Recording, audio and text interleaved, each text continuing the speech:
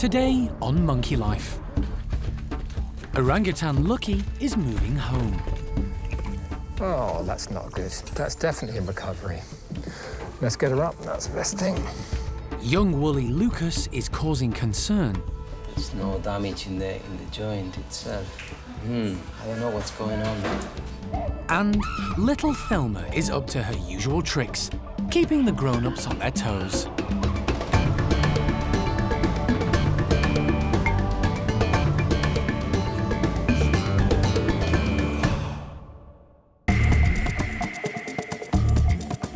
Monkey World in Dorset, buried deep in the English countryside, is the largest sanctuary of its kind on the planet.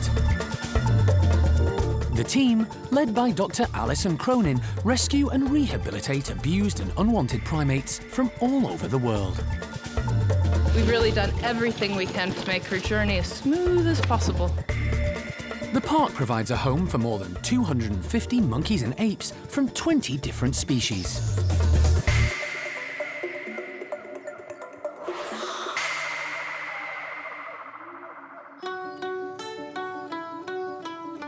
At the orangutan enclosure, the team are preparing for a busy day with Gordon's group, and one female in particular. For the last 2 years, Lucky has been living with the young alpha male and 2 other females, Amy and Xiaolan. Amy can be quite bossy, which is good for the group because it helps keep Gordon in line. Xiaolan is also a feisty character. As a result, quiet-natured Lucky has found herself increasingly pushed out.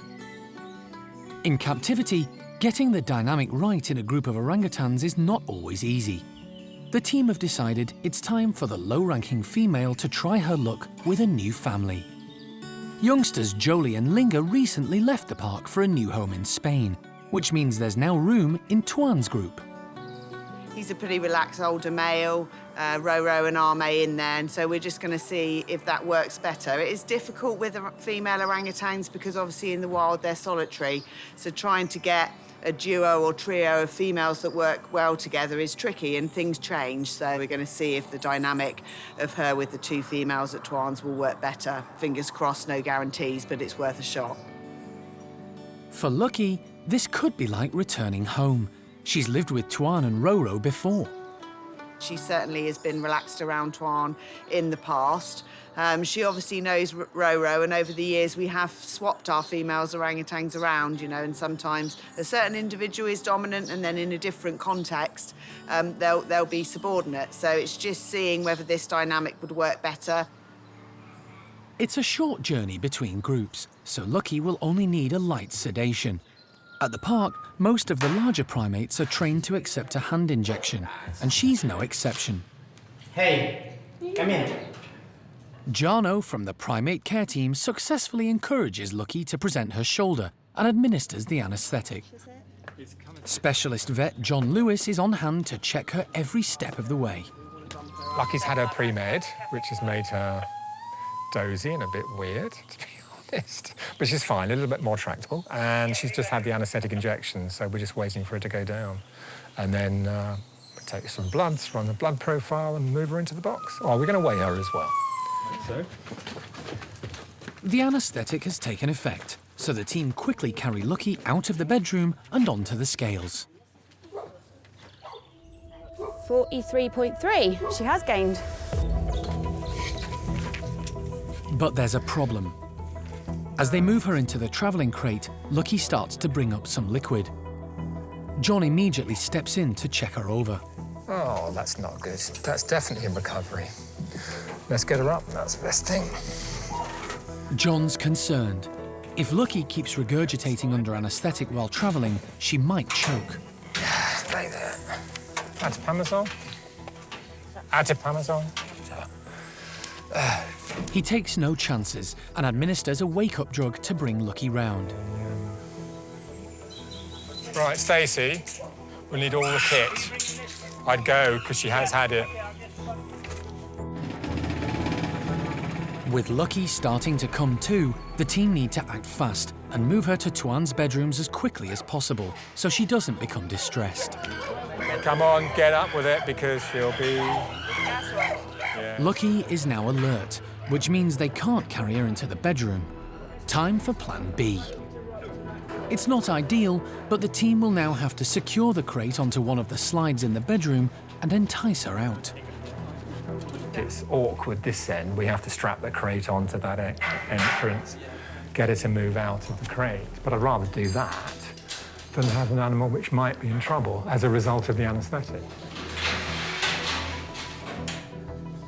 Fortunately, a rather groggy Lucky doesn't need any persuasion and slowly makes her way into her new home. We've put the other animals outside just for the moment. We'll probably let her settle for a bit and get back to her normal self, maybe have a bit to eat and drink, and then perhaps bring the other guys with access inside so she can see them again. She obviously hasn't seen Twan for a while, so she'll enjoy that.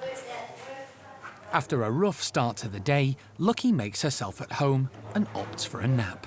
In the days to come, she can look forward to seeing her old friends, Twan and Roro.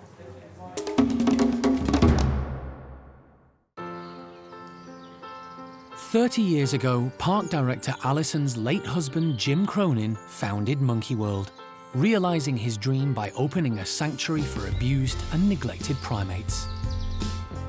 Back in 1987, the park first opened its doors with just 9 chimpanzees, all of whom had previously been used as photographers' props on the beaches in Spain. Their excitement and delight was plain to see. It's hard to believe that 3 decades later, the park is now home to more than 250 primates.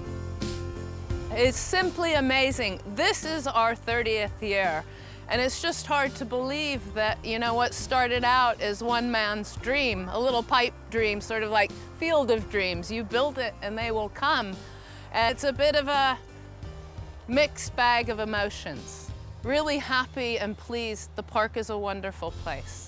I love working here, love helping as many animals as we can, but how tragic that we're doing all of this and that this is our occupation. Really pleased to know that the pursuit and the dream's carrying on. Desperately sad that he's not here with us, but the park's a wonderful place and we will continue. Of the original 9 chimps, 8 are still alive, and 6 of them live together in Paddy's group. Along with leader Paddy, there's Buster, Mickey, Cindy, Beth, and Zoe. Incredibly, Paddy has been leader since the beginning. His 30-year reign has been a testament to his popularity and strength. But in recent years, he's slowed down a lot, although the group remains stable. Paddy and all the original arrivals are now nearing their 40s, quite old for chimps, and are held in great affection by everyone at the park. The group's growing up and actually growing old now, and we have to start planning ahead for their geriatric years, and that means not just looking after them today, but tomorrow, next week, and on into the future, because they're getting old. The primate care team at Monkey World go to great lengths to keep all their charges in tip-top condition. The oldies in Paddy's group get extra supplements. Just like humans, a little added nutrition in their diet can help keep them healthy and boost their immune systems. They're getting cod liver oil, evening primrose oil and vitamin C. And then the bonio is just a little treat for them taking their bits so well. So they get these once a day, and they get them every day. Good girl. Okay.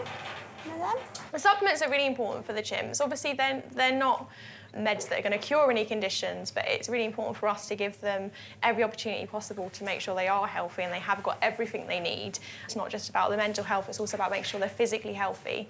And for the older guys, that is really important. Open. Will you see those old lady teeth?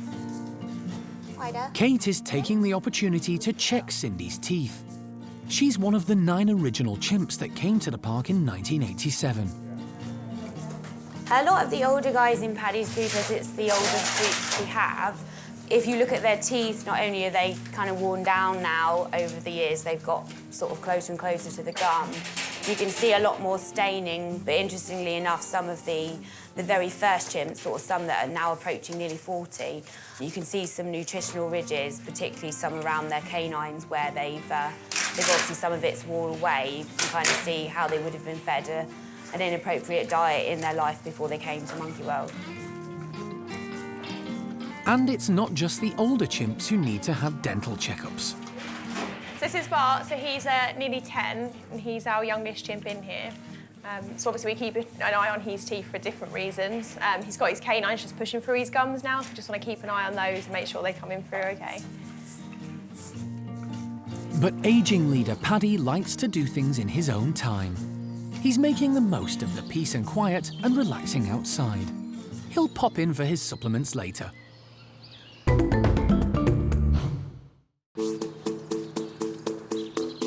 It's a warm autumn afternoon at the park, and at Hananya's enclosure, the chimps are relaxing and making the most of the sunny weather. But one member of the group is always on the go, no matter the weather, and that's little Thelma. While the others are snoozing or grooming, 3-year-old Thelma is just a bundle of tiny energy. All she wants to do is have fun.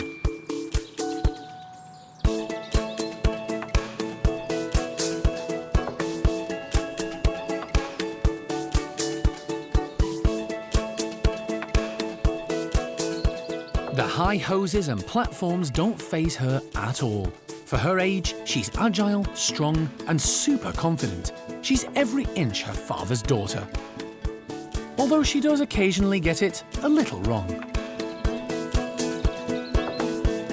Her enthusiasm is hard to resist, and her many adoring uncles and aunts are happy to give up a nap to play with her.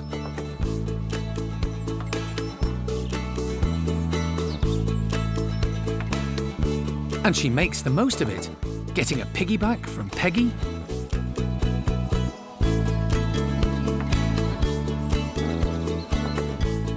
putting Shamak through his paces as they play keepy-uppy,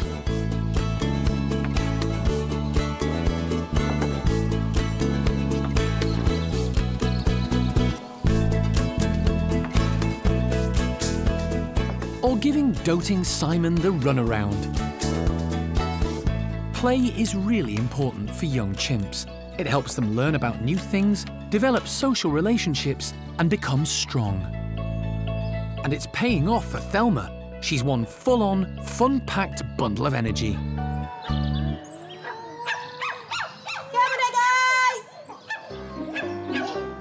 The warm afternoon is further livened up by the arrival of the care team with a cooling treat: ice lollies. There are a few greedy guzzlers in this group. Step forward Shamak and Arthur, both determined to have more than their fair share. Thelma arrives on the scene with the help of Jess, but as much as he loves her, Simon doesn't share. But quick as you like, Thelma scoops up an ice from under Mum Cherry's nose. Tootie shows she's got this licked, carefully peeling away the wrapper before sucking the tasty lolly. No surprise, Thelma's eating hers on the go.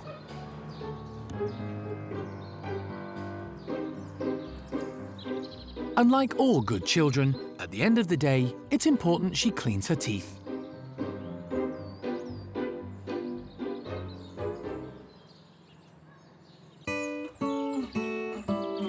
Across at the Woolly Monkey enclosures, there's good news, bad news, and no news for the primate care staff who look after the 3 groups of woolies. Mum-to-be Paquita is still keeping everyone guessing on the unexpected arrival of her new baby. Staff discovered a few weeks ago she was pregnant. This is her 6th pregnancy, and guessing the big day has always been tricky with Paquita. So with no news yet, it's a case of patience and daily checks. In herself, Paquita's doing really well. She certainly looks a lot bigger, and she also looks quite uncomfortable at times when she's moving around, obviously because she's carrying this extra weight with her. But in general, her health is really good. She's eating and drinking a lot. So far, everything's looking really positive. And there must be something in the air, because the good news is that in Paolo's group, the team are hopeful Pakaya might be expecting too.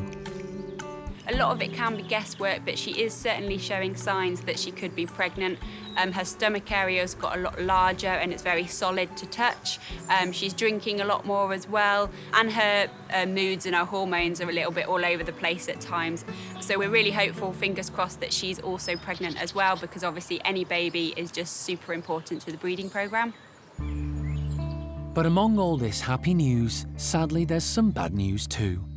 Everyone is worried about Paquita's son, Lucas. For the past few weeks, staff have noticed the 2-year-old has been struggling to use his right leg. They've done everything they can, but Lucas doesn't seem to be getting any better. Normally, he's one of the most adventurous woolies in the park and loves having energetic play sessions with fellow youngster in the house, Xavi. Seeing Lucas so quiet and withdrawn is a big concern for the team. How are you? Yeah, I'm good. John Lewis and local vet Thezar Sastre have been called in to examine the young woolly. Hopefully they'll discover what's causing the problem. He's just holding the knee flexed. It's the first time Lucas has ever left the security of the woolly house and mum Paquita, so he's been anaesthetised in his bedroom before being brought to the hospital. The team hope he'll remember very little of today's events. Woolly monkeys are prone to hypertension, so every effort is made to keep them calm. Vet Thezar feels the best chance of getting to the bottom of Lucas's problem is comparing the good leg with the one causing him difficulties. He's hoping any noticeable differences may reveal what's wrong. And see if there's any external injuries, but... It's puffy. It's puffy there, yeah. Let's see. What has he got? With no obvious difference, the next step is to X-ray the lower legs to check for fractures.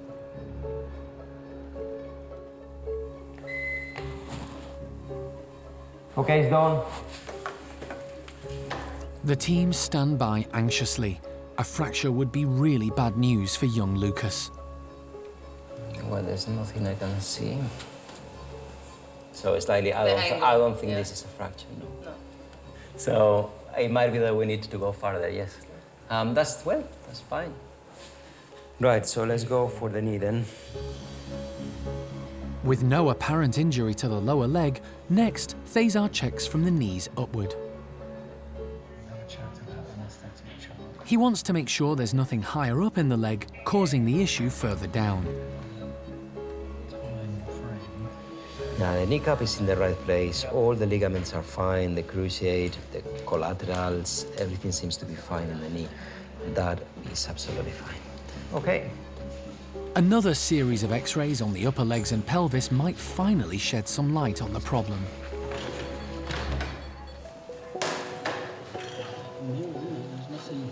And there's not even a fusion here either. There's no damage in the joint itself. There's not even an OCD lesion. I don't know what's going on. The X-rays and physical examination have both drawn a blank. We've progressed from ankle to knee to obviously the pelvis and the bones. They seem to be normal. So there's no major fractures. I think at the minute the only thing that I can say is that I'm gonna take these X-rays and have a look properly. But you know, I had a good look already, and I cannot find anything that really worries me at this stage. It's a matter of time, I guess. The team have done all they can for now. Lucas will return to his family, and all they can hope is that in the coming days and weeks, he'll get better and return to his normal, happy self. Over at the squirrel monkey enclosure, to brighten up their day, Karen from the primate care team is putting out some pretty camellia flowers as a tasty seasonal treat. This group consists of 6 in total. There's Saki monkeys Jethro and his female companion Chloe, and 4 squirrel monkeys. 8-year-old Charlie is the youngest and the only boy. Then there's 12-year-old Azzy, and finally the 2 old ladies Topsy and Turvy, who are around 32 years old. Squirrel monkeys originate in the tropical forests of Central and South America, but all the squirrel monkeys at the park were rescued from the British pet trade. Come on then! Their diet consists mainly of insects and fruit, but they're also partial to seeds, leaves, buds, and the occasional flowers.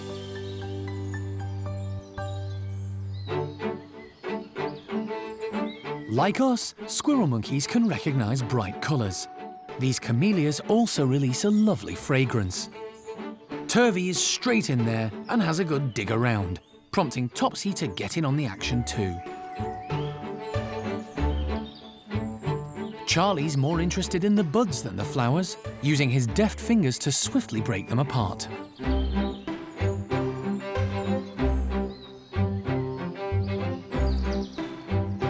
Turvy is loving this special surprise as she digs deep for the pollen.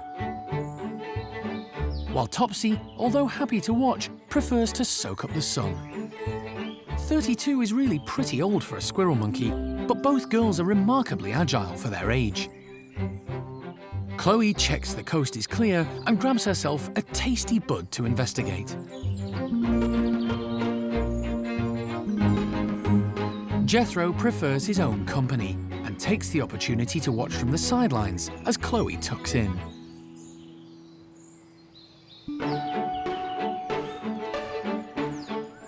Charlie's still feasting away. Being the youngest, he's often the most enthusiastic about anything new.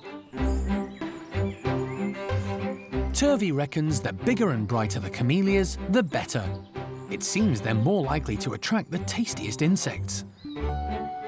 Squirrel and saki monkeys have really dexterous hands and fingers, similar to ours, which enables them to tear the camellias open very easily. Not only are the flowers nutritious and fragrant, they're also a good form of enrichment. The group have enjoyed their floral treat just as they might in the wild.